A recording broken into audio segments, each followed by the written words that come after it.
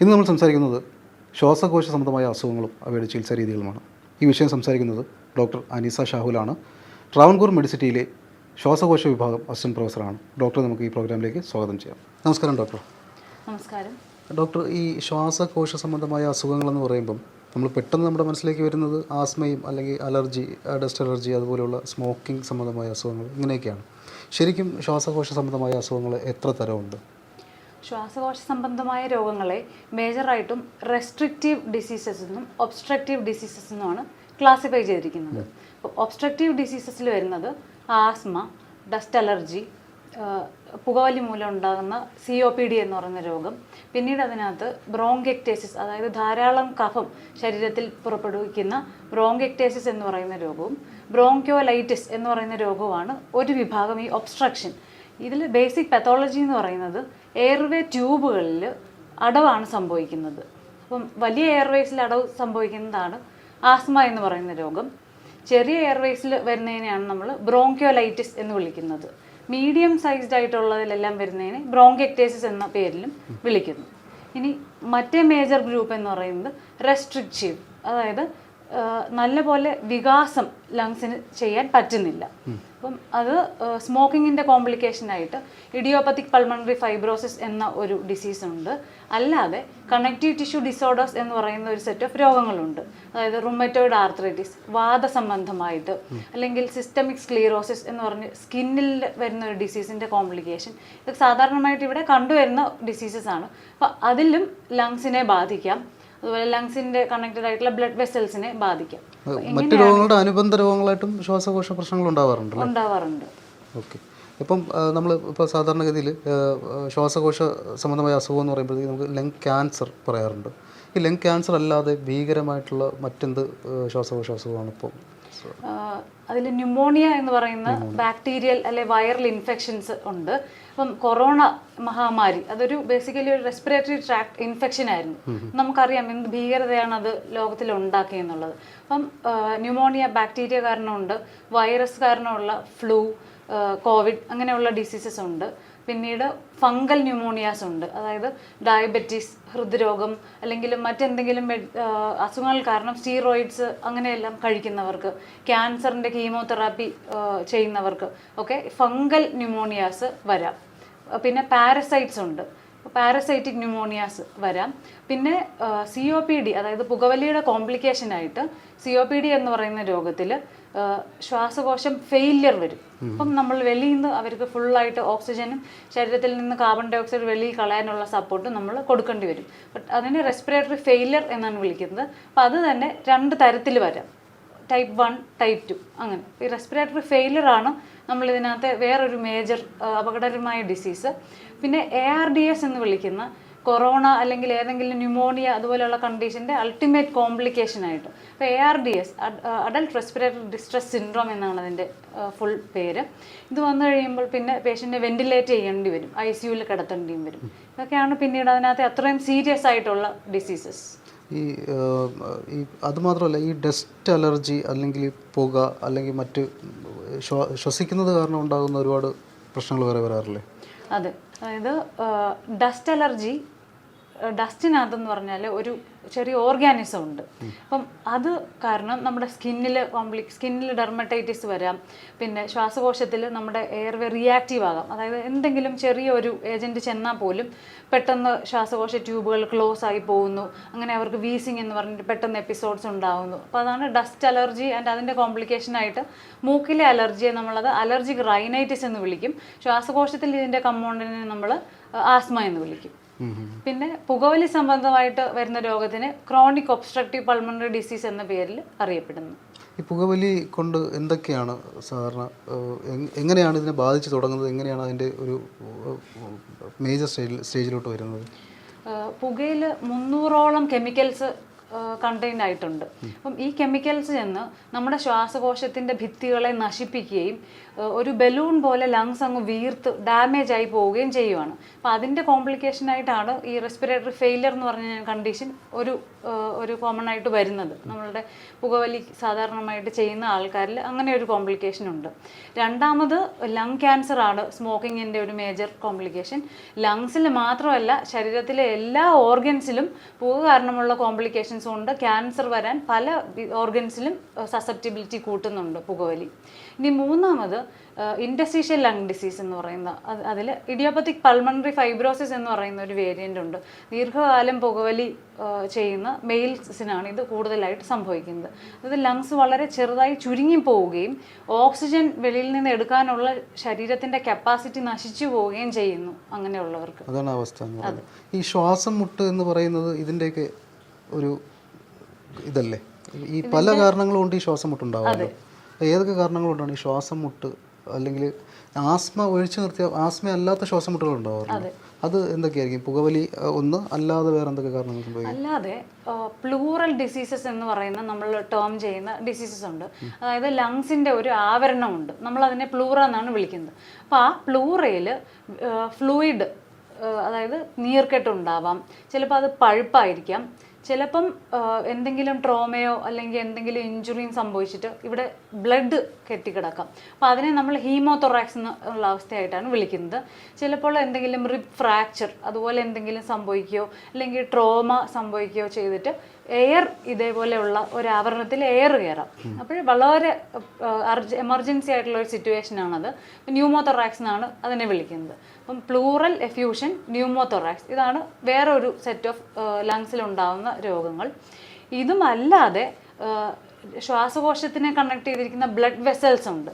അപ്പം അതിനെ pulmonary arteries എന്നാണ് വിളിക്കുന്നത്. ഈ പൾമണറി ആർട്ടീരിയൽ ഹൈപ്പർ ടെൻഷൻ എന്ന് പറയുന്ന ഒരു സെറ്റ് ഓഫ് ഡിസീസസ് ആണ് വേറെ ഈ ലങ്സ് സംബന്ധമായിട്ട് കാണപ്പെടുന്നത്. ഈ ഇതിൻ്റെ ശ്വാസകോശ അസുഖങ്ങൾക്ക് ചികിത്സാ രീതികളുണ്ടല്ലോ, എന്തൊക്കെയാണ് നമുക്ക് ഇതിൻ്റെ ചികിത്സാ രീതികൾ വരുന്നത്? അപ്പം ഞാൻ ആദ്യം പറഞ്ഞല്ലോ, ഒബ്സ്ട്രക്റ്റീവ് ഡിസീസസ് ഉണ്ട്, റെസ്ട്രിക്റ്റീവ് ഡിസീസസ് ഉണ്ട്. അപ്പോൾ ഈ ട്യൂബ്സിന് ചുരുക്കം ഉണ്ടെങ്കിൽ അതിന് ഓപ്പൺ ചെയ്യാനുള്ള ട്രീറ്റ്മെൻറ്റാണ് കൊടുക്കേണ്ടത്. ഇനി റെസ്ട്രിക്ഷൻ എന്ന് പറഞ്ഞാൽ ഇതിനെ നല്ലപോലെ എക്സ്പാൻഡ് ചെയ്യാൻ പറ്റാത്തതിന് വേറെ ടൈപ്പ് ഓഫ് ട്രീറ്റ്മെൻറ്റാണ്. അപ്പം ഈ ഒബ്സ്ട്രക്റ്റീവ് കണ്ടീഷൻസിന് പ്രധാനമായിട്ടും നമ്മൾ ഇൻഹെയിലർ തെറാപ്പി എന്ന് പറയുന്ന ഈ ശ്വാസകോശം വികസിക്കാൻ വേണ്ട സപ്പോർട്ടാണ് നൽകുന്നത്. അത് നമ്മൾ എക്സ്റ്റേണലി പല ഡിവൈസസ് യൂസ് ചെയ്യും. ഫോർ എക്സാമ്പിൾ ചെറിയ കുട്ടികൾക്കൊക്കെ നെബുലൈസേഷൻ വഴി കൊടുക്കുന്ന അതേപോലെ നമ്മൾക്ക് അഡൾട്ട്സിന് വേറെ പല ഡിവൈസസ് ഉണ്ട്. അപ്പോൾ ഈ ഡിവൈസസ് വഴിയാണ് ഈ മെഡിസിൻ ഡെലിവറി ചെയ്യുന്നത്. പിന്നെ ന്യൂമോണിയ അല്ലെങ്കിൽ അങ്ങനെയുള്ള ഇൻഫെക്റ്റീവ് കണ്ടീഷൻസ് ആണെങ്കിൽ അതിന് നമ്മൾ അതിന് അഗെയിൻസ്റ്റ് ആയിട്ടുള്ള ആൻറ്റിബയോട്ടിക് ട്രീറ്റ്മെൻ്റ് ആണ്. ഇപ്പോൾ ബാക്ടീരിയ ആണെങ്കിൽ ആൻറ്റിബയോട്ടിക് കൊടുക്കും. വൈറസ് ആണ്, ഫ്ലൂ വൈറസ് ആണെങ്കിൽ അതിൻ്റേതായിട്ടുള്ള മെഡിസിൻ അവൈലബിൾ ആണ്. ചിലപ്പം ചിക്കൻ ബോക്സ് കൊണ്ട് ന്യൂമോണിയ വരും. അപ്പോൾ അതിൻ്റേതായിട്ടുള്ള ചില വൈറസുകൾക്ക് അഗെയിൻസ്റ്റ് ആയിട്ടും ഇതുപോലെ കറസ്പോണ്ടിങ് ആയിട്ടുള്ള ആൻറ്റി വൈറൽ ഡ്രഗ്സ് അവൈലബിൾ ആണ്. ഇപ്പോൾ ചെസ്റ്റ് ഇൻഫെക്ഷൻ എന്ന് പറയാറുണ്ട്, ചുമ അല്ലെങ്കിൽ ഇങ്ങനെയുള്ള സംഭവങ്ങൾ സംഭവിക്കാറുണ്ട്. ഇതല്ലാതെ നമുക്ക് എന്തൊക്കെ ശ്വാസകോശം ഇൻഫെക്റ്റഡ് ആണ് അല്ലെങ്കിൽ ശ്വാസകോശം ഒരു അസുഖം വന്നിരിക്കുകയാണെന്ന് നമുക്ക് എങ്ങനെ മനസ്സിലാക്കാൻ പറ്റും? പ്രധാനമായിട്ടും സാധാരണ ചെയ്യുന്നത് കഫം കൾച്ചർ ടെസ്റ്റ് ചെയ്യും. കഫത്തിൽ നമ്മൾ ട്യൂബർക്കുലോസിസ് എന്ന് പറഞ്ഞ ഒരു രോഗത്തിനെ കുറിച്ച് നമ്മൾ പറയാനുണ്ട്. അതായത് അപ്പം കഫത്തിൻ്റെ ഇതിൽ TBയുടെ ബാക്ടീരിയ ഉണ്ടോ എന്ന് നോക്കുന്ന ഒരു ടെസ്റ്റ് ഉണ്ട്. TB ശ്വാസകോശത്തെ ബാധിക്കുന്നത് ആണ്. TB അല്ലാതെ മറ്റ് ബാക്ടീരിയകൾ ഉണ്ടോ എന്നറിയാൻ നമ്മൾ അതിൻ്റെ എയറോബിക് കൾച്ചർ എന്ന് പറയുന്ന ഒരു ടെസ്റ്റ് ചെയ്യും. പിന്നെ ചില ആൾക്കാർക്ക് അസുഖം ഉണ്ടാവും, പക്ഷേ കഫം വെളിയിലോട്ട് എടുക്കാൻ പറ്റാത്ത കപ്പാസിറ്റി ഇല്ലാത്തവരാണെങ്കിൽ നമ്മളൊരു ബ്രോങ്കോസ്കോപ്പി എന്ന് പറയുന്ന ഒരു കുഴലിട്ട് നമ്മൾ ഇവരുടെ ഏത് പ്രോബ്ലമാണോ എവിടെയാണോ ഇഷ്യൂ അവിടെ പോയി എന്താണ് ഇഷ്യൂ എന്ന് നോക്കി അവിടെ നിന്ന് സാമ്പിൾസ് കളക്ട് ചെയ്യുന്ന ടെക്നിക്കുണ്ട്. പിന്നെ ഞാൻ മുമ്പേ പറഞ്ഞ പ്ലൂറയിലാണ് ഇഷ്യൂസ് എങ്കിൽ നമ്മൾ അൾട്രാസൗണ്ട് ഉപയോഗിച്ച് നമ്മൾ അവരെ സ്കാൻ ചെയ്ത് എവിടെയാണോ ഇഷ്യൂ അവിടെ നിന്ന് നമ്മൾ ഫ്ലൂയിഡോ എയറോ ഏതാണോ പ്രോബ്ലം അത് നമ്മൾ ആസ്പിറേറ്റ് ചെയ്തെടുക്കുന്ന മെത്തേഡ് അവൈലബിൾ ആണ്. ഇതുമല്ലാതെ ചിലപ്പം ലാർജ് ക്വാണ്ടിറ്റി ഫ്ലൂയിഡ് അല്ലെങ്കിൽ ലാർജ് ക്വാണ്ടിറ്റി എയർ അക്യുമുലേറ്റ് ചെയ്തിട്ടുണ്ടെങ്കിൽ പെട്ടെന്ന് അധികമായിട്ട് ശ്വാസം മുട്ട് വരും. അപ്പം നമ്മൾ ഇൻ്റർകോസ്റ്റൽ ഡ്രെയിനേജ് ട്യൂബ് എന്ന് പറഞ്ഞിട്ട് ഒരു ട്യൂബ് ഇട്ടിട്ട് ഇതെല്ലാം ഡ്രെയിൻ ചെയ്ത് ആളിൻ്റെ ശ്വാസം മുട്ട് മാറ്റും. ഈ ശ്വാസകോശ സംബന്ധമായ അസുഖങ്ങൾ ഈ ലങ് ക്യാൻസർ ഒഴിച്ച് ബാക്കിയെല്ലാം ക്യൂറബിൾ അല്ലേ ഒരു പരിധി വരെ? ക്യൂർ എന്നതിനെക്കാട്ടിലും എല്ലാത്തിനും നമ്മൾക്കൊരു കൺട്രോൾ കൊണ്ടുവരാൻ പറ്റും എന്നുള്ളതാണ്. ഇപ്പം ഒബ്സ്ട്രക്റ്റീവ് എയർവേ ഡിസീസായ ആസ്മ. അപ്പോൾ അത് നമ്മൾ ഒരുപാട് എൻവയോൺമെൻറ്റൽ ഹൈജീൻ മെഷേഴ്സ് ചെയ്യാൻ പറ്റും. നമ്മൾ ഡസ്റ്റ് കൺട്രോൾ ചെയ്യാൻ പറ്റും. നമ്മൾ പുറത്തിറങ്ങി മാസ്ക് യൂസ് ചെയ്യാൻ പറ്റും. പുറത്തിറങ്ങുമ്പോൾ മാസ്ക് യൂസ് ചെയ്യുക. ഇങ്ങനെയുള്ള കുറേ പ്രിവെൻറ്റീവ് മെഷേഴ്സ് നമുക്ക് യൂസ് ചെയ്യാൻ പറ്റും. അതായത് നമ്മുടെ ബ്ലഡിൽ ഒഴുകുന്നത് പോലെയാണ് ഇത് നമ്മുടെ ശരീരത്തിൽ നമുക്ക് എടുത്തു മാറ്റാൻ പറ്റില്ല മിക്ക രോഗങ്ങളും, എസ്പെഷ്യലി ആസ്മ. അപ്പോൾ അത് നമ്മൾ ഈ മരുന്നുകൾ ഉപയോഗിച്ച്, ഇൻഹേലർ മരുന്നുകൾ ഉപയോഗിച്ച് ഇതിൻ്റെ ഇൻഫ്ലമേഷൻ ലെവലിനെ കൺട്രോൾ ചെയ്യാനാണ് സാധിക്കുക. അതേപോലെ ലോങ് സ്റ്റാൻഡിങ് ആയിട്ട് സ്മോക്കിംഗ് ചെയ്യുന്നവർക്ക് ഉണ്ടാകുന്നതാണ് COPD രോഗം. അപ്പോൾ അവർക്കും സ്മോക്കിംഗ് പൂർണ്ണമായിട്ട് നിർത്താനുള്ള ഹെൽപ്പ് മെഷേഴ്സ് കൊടുക്കും, കൗൺസിലിംഗ് കൊടുക്കും. പിന്നെ ഈ ശ്വാസം മുട്ട അങ്ങനെയുള്ള സിംറ്റംസിനെ നമുക്ക് റിവേഴ്സ് ചെയ്യാൻ പറ്റില്ല. നമുക്ക് മെഡിസിൻ കൊടുത്ത് ഒരു പരിധി വരെ ഇതിൻ്റെ ഒരു ലെവൽ കൺട്രോൾ ചെയ്യാനേ പറ്റുള്ളൂ. ഫുള്ളായിട്ട് ട്രീറ്റ് ചെയ്ത് മാറ്റാൻ പറ്റുന്നത് ന്യൂമോണിയ അങ്ങനെയുള്ള ഇൻഫെക്ഷൻസ് എല്ലാം നമുക്ക് ഫുള്ളായിട്ട് ട്രീറ്റ് ചെയ്ത് മാറ്റാൻ പറ്റും. നേരത്തെ പറഞ്ഞ പോലെ ഫംഗൽ ഇൻഫെക്ഷൻസ് ഉണ്ടാവാറുണ്ടല്ലോ, അത് ഏതൊക്കെ അസുഖങ്ങളാണ്? ഫംഗസ് തന്നെ നമുക്ക് ഒത്തിരി വെറൈറ്റീസ് ഉണ്ട്. അതായത് ആസ്പെർഗില്ലസ്, ക്യാൻഡിഡ, ഹിസ്റ്റോപ്ലാസ്മ, കോക്സിഡിയോമൈക്കോസിസ് എന്നിങ്ങനെ പല വേരിയൻസ് ഉണ്ട്. അതിൽ ആസ്പെർഗില്ലസ്, ക്യാൻഡിഡ എന്നിവയാണ് സാധാരണമായിട്ട് കാണപ്പെടുന്നത്. എന്നാൽ ഈ ഫംഗസുകളൊന്നും വളരെ സ്ട്രോങ് ഇമ്മ്യൂണിറ്റി ഉള്ളവരെ അല്ല അങ്ങനെ ബാധിക്കുന്നത്. അൺകൺട്രോൾഡ് ആയിട്ടുള്ള ഡയബറ്റിസ്, അല്ലെങ്കിൽ ഹൃദ്രോഗം, ലങ് സംബന്ധമായിട്ടുള്ള രോഗങ്ങൾ, ഇങ്ങനെയൊക്കെ ഓൾറെഡി ഒരു ഡിസീസ് ഉള്ളവർ, അല്ലെങ്കിൽ ക്യാൻസറിന് കീമോതെറാപ്പി എടുത്തുകൊണ്ടിരിക്കുന്നവർ, ലുക്കീമിയ, ലിംഫോമ അങ്ങനെയുള്ള അസുഖങ്ങളുള്ളവർ, റേഡിയേഷൻ തെറാപ്പി റിസീവ് ചെയ്യുന്നവർ, ഇങ്ങനെയുള്ള ഇമ്മ്യൂണോ കോംപ്രമൈസ്ഡ് ആയിട്ടുള്ള ആൾക്കാരിലാണ് ഇങ്ങനെയുള്ള ഫംഗൽ ഇൻഫെക്ഷൻസ് കൂടുതലായിട്ടും വരുന്നത്. വേറെ വൈറൽ ഇൻഫെക്ഷൻസ് ഉണ്ടാവാറുണ്ടോ? ഉണ്ട്. അതേതൊക്കെയാ? ശരിക്കും 300-ൽ പരം ന്യൂമോണിയ ബാക്ടീരിയ ഉണ്ടാക്കാം, വൈറസും ഉണ്ടാക്കാം. വൈറസ് വേറെ ഏതൊക്കെയാണ് ഉണ്ടാക്കുന്നത്? വൈറസ് എന്ന് പറഞ്ഞാൽ 300-ലധികം വൈറസുകൾ ഉണ്ട്. ഇപ്പം നമുക്ക് ഏറ്റവും നല്ലപോലെ അറിയാവുന്നതെന്ന് പറഞ്ഞാൽ കൊറോണയാണ്. അതല്ലാതെ ഫ്ലൂ ആണ് ഏറ്റവും ഈ സീസണലായിട്ട് വളരെ ബുദ്ധിമുട്ടുണ്ടാക്കുന്ന ഒരു വൈറസ്. പിന്നെ അഡിനോ വൈറൽ ഇൻഫെക്ഷൻസ് ഉണ്ട്, റൈനോ വൈറസ് എന്നിങ്ങനെ ധാരാളം തരം വൈറസുകളുണ്ട്. അപ്പം ഒട്ടുമിക്ക വൈറസുകളും ചെറിയൊരു ഇൻഫെക്ഷൻ പോലെ വന്ന് ഒരു ജലദോഷം, ഒരു തൊണ്ടവേദന അങ്ങനെ തന്നെ മാറും. അപ്പം മരുന്ന് കഴിച്ചാലും 7 ദിവസം, മരുന്ന് കഴിച്ചില്ലെങ്കിൽ 7 ദിവസം. അതാണ് ഈ വൈറസുകളുടെ പ്രത്യേകത. ബാക്ടീരിയൽ ന്യൂമോണിക്കാണ് നമ്മൾ കൃത്യമായിട്ട് 5 മുതൽ 7 ദിവസം വരെ ആൻറ്റിബയോട്ടിക് കൃത്യമായിട്ട് തരേണ്ടത്. ഇതിന്റെ ലക്ഷണങ്ങളിൽ വ്യത്യാസം ഉണ്ടാവോ? ബാക്ടീരിയൽ ഇൻഫെക്ഷൻ ആണോ, അത് വൈറലാണോ, ഫംഗലാണോ അങ്ങനെ? ലക്ഷണങ്ങളിൽ വലിയ വ്യത്യാസം ഉണ്ടാവാറില്ല. പിന്നെ ഫംഗൽ വരുമ്പോൾ പേഷ്യന്റിന് അത്ര സിംറ്റംസ് ഉണ്ടാവാറുമില്ല. ചിലപ്പോൾ എക്സ്റേ എടുക്കുമ്പോഴായിരിക്കും ഇങ്ങനെ ഒരു പ്രോബ്ലം നടക്കുന്നതായിട്ട് പലപ്പോഴും നമ്മൾ അറിയുന്നത്. പിന്നെ വിരളമായിട്ട് അവർ കഫത്തിൽ ബ്ലഡ് കാണാം ഫംഗൽ ന്യൂമോണിയൊക്കെ ഉള്ള.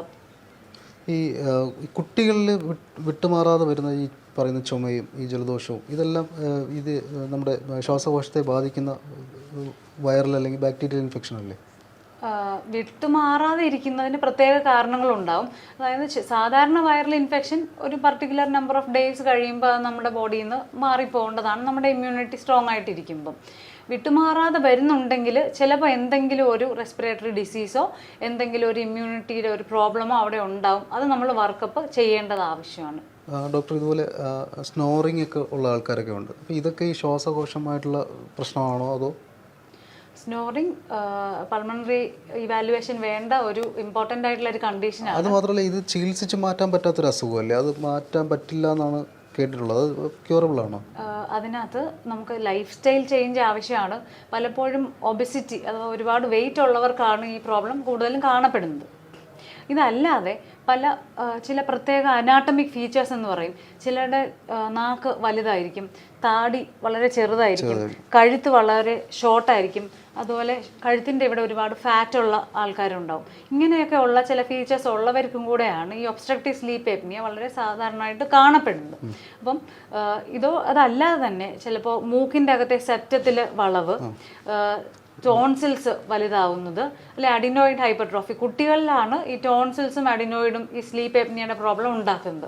അപ്പോൾ ഈ ടോൺസിൽസിൻ്റെ ട്രീറ്റ്മെൻറ്റ് നടത്തി കഴിയുമ്പോൾ ചിലപ്പോൾ ടോൺസിലെക്ടമി വേണ്ടി വരും, അഡിനോയിഡക്ടമി വേണ്ടി വരും. അതിനുശേഷം ഈ OSA ചികിത്സിച്ച് മാറ്റാൻ പറ്റും. ഇനി മുതിർന്നവരിലോട്ട് വരുമ്പോൾ അവർക്ക് വെയിറ്റ് റിഡക്ഷൻ ഒരു പരിധി വരെ അവരെ സഹായിക്കും.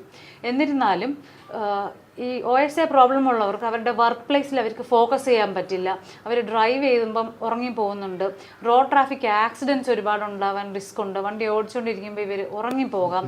അതല്ലാതെ തന്നെ ഷുഗർ കൺട്രോൾ കുറയാൻ, BP അമിതമായിട്ട് കൂടാൻ, ഹാർട്ട് അറ്റാക്ക്, സ്ട്രോക്ക്, ഇതിനെല്ലാം ഈ OSA ഒരു വലിയ റിസ്ക് ഫാക്ടർ ആവുന്നുണ്ട്. അങ്ങനെയുള്ളവർ നമ്മൾ ഇതിൻ്റെ ഒരു സ്റ്റഡി നടത്തും. സ്ലീപ്പ് സ്റ്റഡി എന്നാണ് ഇതിൻ്റെ പേര്. നമ്മൾ ഹോസ്പിറ്റലിൽ വന്നിട്ട് എല്ലാ എക്യുപ്മെൻറ്റ്സും ഈ ലീഡ്സ് എല്ലാം കണക്ട് ചെയ്തിട്ടായിരിക്കും ഇവർ ഉറങ്ങുന്നത്. ഇവർ ഉറങ്ങുന്ന സമയത്ത് ഇവരുടെ ബ്രെയിൻ വേവ്സ് റെക്കോർഡ് ചെയ്യും.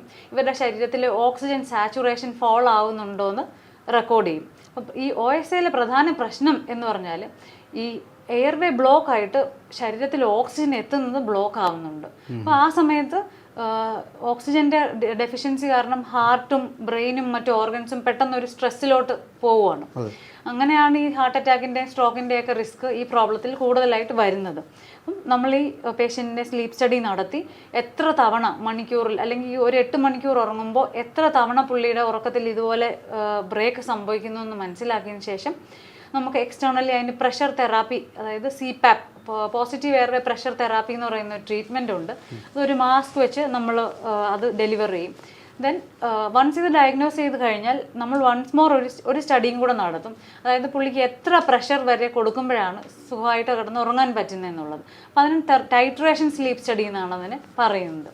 അപ്പോൾ അതിനുശേഷം അവർക്ക് വീട്ടിലും ഈ മെഷീൻ്റെ സഹായത്തോടു കൂടി സുഖമായിട്ട് ഉറങ്ങാൻ സാധിക്കും. അപ്പം ഇത് ട്രീറ്റ് ചെയ്തതിന് ശേഷം ഇവർക്ക് ഇവരുടെ ക്ഷീണം, ഭയങ്കര ക്ഷീണം അല്ലെങ്കിൽ തലവേദന, വർക്കിൽ ഫോക്കസ് ചെയ്യാൻ പറ്റുന്നില്ല, ഇങ്ങനെയുള്ള പ്രോബ്ലംസ് എല്ലാം സോൾവ് ആവും. ഇതാണ് അതിൻ്റെ ട്രീറ്റ്മെൻറ്റ്. അല്ല, ഇതിന് എനിക്ക് തോന്നുന്നു നല്ല ഉറക്കത്തിൽ പെട്ടെന്ന് ചാടി എണീക്കുന്ന ആൾക്കാരൊക്കെ ഉണ്ട്. അതൊക്കെ ഈ ഒരു എപ്നിയാസ് എന്ന് പറഞ്ഞാൽ പെട്ടെന്ന് ശരീരത്തിലെ ഓക്സിജന്റെ അളവ് വളരെ 50% താഴെയൊക്കെ ആവുന്ന ഒരു സിറ്റുവേഷനാണ്. ആ 10 സെക്കൻഡിലേക്ക് എയർവേ അടഞ്ഞു പോവാണ് സംഭവിക്കുന്നത്. അതാണ് ചാടി പെട്ടെന്ന് എണീക്കുക പോകുന്നത്. വളരെ അൺഡയഗ്നോസ്ഡ് ആൻഡ് എന്താ പറയുക, അത്ര ഫെമിലിയർ അല്ല ആൾക്കാർക്ക്. അങ്ങനത്തെ ഒരു പ്രോബ്ലമാണ് ഇത് OSA എന്ന് പറയുന്നത്. പിന്നെ ഈ പ്രായം ഇതിനൊരു ശ്വാസകോശ സംബന്ധമായ പ്രശ്നങ്ങൾക്ക് കാരണമാകാറുണ്ടോ? ഇപ്പം ഒരു ഏജ് കഴിഞ്ഞു കഴിഞ്ഞാൽ ഉണ്ട്. അതായത് 65 വയസ്സിന് മുകളിലുള്ളവർക്ക് റെസ്പിറേറ്ററി ട്രാക്ട് ഇൻഫെക്ഷൻസ് മറ്റുള്ളവരെക്കാട്ടിലും വരാനുള്ള സാധ്യതകൾ കൂടുതലുണ്ട്. പ്രായത്തിനനുസരിച്ച് നമ്മുടെ എല്ലാ ഓർഗൻസിനും അതിൻ്റെ ഇമ്മ്യൂണിറ്റി കപ്പാസിറ്റിയും എല്ലാം കുറയുന്നുണ്ട്. ലങ്സിനും അതേപോലെ തന്നെ നമ്മൾ ഈ പൊല്യൂട്ടഡ് ആയിട്ടുള്ള എൻവയോൺമെൻറ്റിൽ ജീവിക്കുന്നതും ഒക്കെ കൊണ്ട് ഒരു വർഷം ഒരു 15-30 ml തന്നെ നമ്മുടെ ലങ് കപ്പാസിറ്റി കുറഞ്ഞുകൊണ്ടിരിക്കുകയാണ്, ജസ്റ്റ് പ്രായം കൊണ്ട് മാത്രം, 60 വയസ്സിന് ശേഷം. അതുപോലെ തന്നെ ശരീരത്തിലെ ഓക്സിജന്റെ അളവും ഒരു 60 വയസ്സിന് ശേഷം ഒരു 2 mmHg വെച്ച് അങ്ങനത്തെ ഒരു കണക്കിന് കുറയുന്നുണ്ട് ഓരോ വർഷത്തിനും. അതാണ് പ്രായത്തിൻ്റെതായിട്ടുള്ള റിസ്ക് ഉണ്ടല്ലേ. ഉണ്ട്. അപ്പോൾ ഈ നമ്മൾ ശ്വാസകോശ സംബന്ധമായ അസുഖങ്ങൾ നമ്മൾ എന്തൊക്കെയാണ് മുൻകരുതലുകൾ എടുക്കേണ്ടത്? ഇങ്ങനെ ഒരു അതായത് ഇൻഫെക്ഷൻസ് ഉള്ള മുൻകരുതലുകളുണ്ട്. മാസ്ക് ഉപയോഗിക്കുക. അതെ, മാസ്ക് ഉപയോഗിക്കുക. ഡസ്റ്റ് അലർജി ഉള്ളവർ സർഫസിലോട്ട് പോകാതിരിക്കുക. അതുപോലെ എൻവയോൺമെന്റൽ ഹൈജീൻ, നമ്മുടെ വീട്ടിലെ കാർപ്പറ്റ്സ്, അതുപോലെ കേർട്ടൻസ്, ഇതിലെല്ലാം ഡസ്റ്റ് അക്യുമുലേറ്റ് ചെയ്യും. അപ്പോൾ ഇതൊക്കെ റെഗുലർലി വാഷ് ചെയ്യണം. പിന്നെ ഞാൻ മുമ്പ് പറഞ്ഞ പോലെ ഡസ്റ്റിലുള്ള ഡസ്റ്റ് മൈറ്റ് എന്ന് പറയുന്ന കമ്പോണൻ്റ് ഉണ്ട്. അപ്പം 55 ഡിഗ്രി സെൽഷ്യസിൽ നമ്മുടെ ബെഡ്ഷീറ്റ്സ് എല്ലാം വാഷ് ചെയ്ത് തിളപ്പിക്കണം എന്നാണ് പറയുന്നത്. എങ്കിലേ ഈ ഡസ്റ്റ് മൈറ്റ് അതിൽ നിന്ന് പോവുള്ളൂ. പിന്നീട് നമുക്ക് ഡസ്റ്റ് മൈറ്റ് റെസിസ്റ്റൻ്റ് ആയിട്ടുള്ള പില്ലോ കവേഴ്സും ബെഡ്ഷീറ്റ്സും യൂസ് ചെയ്യാൻ പറ്റും. സ്മോക്കിംഗ്, അതുപോലെ എൻവയോൺമെന്റൽ പൊല്യൂഷൻ, പാസീവ് സ്മോക്കിംഗ് ഇതിനൊരു പ്രശ്നമാണ്. ഉണ്ട്. പാസീവ് സ്മോക്കിങ്ങും കുഞ്ഞുങ്ങളിലും റിസ്ക് ആണ്, അതുപോലെ എൽഡർലി ആയിട്ടുള്ള ആൾക്കാരിലും. അതുപോലെ എൻവയോൺമെന്റൽ പൊല്യൂഷൻ, വെഹിക്കിൾസിൽ നിന്നുള്ള എക്സോസ്റ്റ്. അതെ. അപ്പം ആണുങ്ങളിൽ സിഗരറ്റ് സ്മോക്ക് ചെയ്യുന്ന അതേ ഡാമേജ് ആണ് സ്ത്രീകൾ പണ്ട് ഈ വീട്ടിലെ പുകയടുപ്പ് നിന്ന് വരുന്ന അത്രയും സെയിം പ്രോബ്ലം ആണ്. അപ്പം ഇന്ത്യയിലൊക്കെ ഈ ബയോമാസ് ഫ്യൂവൽ എക്സ്പോഷർ കൂടുതലായതുകൊണ്ട് വളരെയധികം ലേഡീസിനും ഇതേപോലെ COPD എന്ന് പറയുന്ന ഒരു പ്രോബ്ലം ഉണ്ടാവുന്നുണ്ട്. ഈ കുട്ടികളിൽ നമ്മൾ എന്തൊക്കെയാണ് ശ്രദ്ധിക്കേണ്ടത്? ഇതുപോലെ ശ്വാസകോശം ഈ ആസ്മ വരാതിരിക്കാനും അല്ലെങ്കിൽ ഇതുപോലുള്ള ശ്വാസം തടസ്സം ഉണ്ടാവാതിരിക്കാനൊക്കെ ചില കുട്ടികളിലൊക്കെ ഇങ്ങനെ കാണാറുണ്ട്, പനി വരുന്ന സമയത്തും അങ്ങനെയൊക്കെ ഈ ശ്വാസതടസ്സം അനുഭവപ്പെടാറുണ്ടല്ലോ. പ്രധാനമായിട്ടും ശ്വാസതടസ്സം അനുഭവപ്പെടുന്നുണ്ടെങ്കിൽ അവർ ഒരു പൾമനോളജിസ്റ്റിനെയോ ഒരു പീഡിയാട്രീഷ്യനെയോ ഡെഫിനറ്റ്ലി കാണിക്കേണ്ടതുണ്ട്. കാരണം ഇപ്പം ന്യൂമോണിയ വരുമ്പം പെട്ടെന്നൊരു ശ്വാസതടസ്സം ഉണ്ടാവാം. അല്ലാതെ ചെറിയ വൈറൽ ഇൻഫെക്ഷൻസിൻ്റെയൊക്കെ കൂടെ കുഞ്ഞുങ്ങൾക്ക് ശ്വാസം മുട്ട് ഉണ്ടാവുന്നുണ്ടെങ്കിൽ അവർക്ക് ഡസ്റ്റ് അലർജി, ആസ്മയൊക്കെ അണ്ടർലൈങ് ആയിട്ട് ഉണ്ടാവാനുള്ള സാധ്യത കൂടുതലാണ്. ഇപ്പം പലപ്പോഴും നമ്മൾ കാണാം, നമ്മുടെ പല കുഞ്ഞുങ്ങളും നെബുലൈസേഷൻസ് ഒക്കെ കൊടുക്കേണ്ടി വരും ആ ഒരു വൈറൽ ഇൻഫെക്ഷൻ ടൈമിൽ. ചിലരൊക്കെ അഡ്മിറ്റ് ആവും, ചില കുട്ടികൾക്ക് ഓക്സിജൻ വേണ്ടി വരും, ചില കേസിൽ വെന്റിലേഷൻ വരെ വേണ്ടി വന്നെന്നിരിക്കാം. അപ്പം ബേസിക്കലി ഇങ്ങനെ ഒരു രോഗം ഉണ്ടോ എന്നുള്ളത് നമ്മൾ കണ്ടുപിടിക്കണം. സ്പൈറോമെട്രി എന്ന് പറയുന്ന ടെസ്റ്റാണ് ആസ്മ ഉണ്ടോ എന്ന് കണ്ടുപിടിക്കാൻ വേണ്ടിയിട്ട് നമ്മൾ യൂസ് ചെയ്യുന്നത്. അതുപോലെ ഫാമിലിയിൽ ഇതേപോലെ അച്ഛനോ അമ്മയ്ക്കോ ഗ്രാൻഡ് പേരൻസിനോ ഒക്കെ ആസ്മ, ഡസ്റ്റ് അലർജി ഒക്കെ ഉള്ള കുഞ്ഞുങ്ങളിൽ ഇതേപോലെ സിംറ്റംസ് കാണിക്കുമ്പോൾ ആദ്യമേ തന്നെ അവർ റെഗുലർലി വർക്കപ്പ് ചെയ്യുകയും അവർക്ക് ഇസ്നോഫീലിയ പ്രോബ്ലംസ് ഉണ്ടോ, ഇതേപോലെ എയർവേ ഒബ്സ്ട്രക്ഷൻ ഉണ്ടോ എന്നൊക്കെയുള്ള ടെസ്റ്റ് നടത്തുകയും അതിന് വേണ്ട ട്രീറ്റ്മെൻറ്റ് കറക്റ്റായിട്ട് സ്റ്റാർട്ട് ചെയ്യണം. നമ്മൾ ട്രീറ്റ്മെൻറ്റ് ഡിലേ ചെയ്യും തോറും നമുക്ക് ഓരോ എപ്പിസോഡിലും നമ്മുടെ ലങ് കുറച്ച് ഫങ്ഷൻ നഷ്ടപ്പെട്ടുകൊണ്ടിരിക്കുകയാണ്. ഇതാണ് ഇതിൻ്റെ കോംപ്ലിക്കേഷൻ. കറക്റ്റായിട്ട് നമ്മൾ ഡയഗ്നോസ് ചെയ്ത് ട്രീറ്റ്മെൻറ്റ് എടുത്തില്ലെങ്കിൽ. അതുപോലെ തന്നെ നമ്മൾ കഴിക്കുന്ന ഭക്ഷണം എന്തെങ്കിലും തരത്തിൽ ഈ ശ്വാസകോശ സംബന്ധമായ പ്രശ്നങ്ങൾ ഉണ്ടാകാറുണ്ടോ? ഭക്ഷണക്രമത്തിൽ വരുന്ന മാറ്റം? ഭക്ഷണത്തിൽ പ്രധാനമായിട്ടും നമ്മൾ ആൻറ്റി ഓക്സിഡൻസ് കൂടുതലുള്ള ഡയറ്റ് കഴിക്കണം. ഫ്രൂട്ട്സ്, വെജിറ്റബിൾസ് നല്ലപോലെ ഉൾപ്പെടുത്തണം. ഇനി COPD പോലെയുള്ള രോഗങ്ങളിൽ അവരുടെ ശരീരത്തിൽ CO2 കാർബൺ ഡൈ ഓക്സൈഡ് കൂടുതലായിട്ട് പ്രൊഡ്യൂസ് ചെയ്യുന്നുണ്ട്. അപ്പോൾ അവർ കാർബോഹൈഡ്രേറ്റ് അടങ്ങിയ ആഹാരങ്ങൾ കുറയ്ക്കുകയും പ്രോട്ടീൻ അടങ്ങിയ ആഹാരങ്ങൾ ധാരാളം കഴിക്കുകയും വേണം. അതോടൊപ്പം തന്നെ ധാരാളം കഫക്കെട്ട്, അതായത് ഒരുപാട് കഫം വെളിയിൽ തുപ്പുമ്പം നമ്മുടെ ശരീരത്തിൽ നിന്നുള്ള പ്രോട്ടീൻസ് അതിൽ നഷ്ടപ്പെടുവാണ്. അത് ഈ COPDയിലെ ക്രോണിക് ബ്രോങ്കൈറ്റിസ് എന്ന് പറയുന്ന ആൾക്കാരിലും ബ്രോങ്കെക്ടേസിസ് എന്ന് പറയുന്ന ഗ്രൂപ്പ് ഓഫ് ആൾക്കാരിലുമാണ് ഇതുപോലെ ധാരാളം 100 ml കൂടുതൽ ഒരു ദിവസം പോകുന്നുണ്ട്, നഷ്ടമാകുന്നുണ്ട്. അപ്പോൾ അവർ ഹൈ പ്രോട്ടീൻ ഡയറ്റ് കഴിക്കണം. ഇതാണ് മെയിനായിട്ട് ഡയറ്റിൽ ശ്രദ്ധിക്കാനുള്ളത്. അതുപോലെ ഷുഗർ, സോൾട്ട്, ഇതിൻ്റെ കണ്ടൻറ്റ് എല്ലാ ഡിസീസസിനും ഇമ്പോർട്ടൻ്റ് ആണ്. അതായത് അത് കട്ട് ചെയ്യുന്നത് വെരി യൂസ്ഫുൾ ആണ്.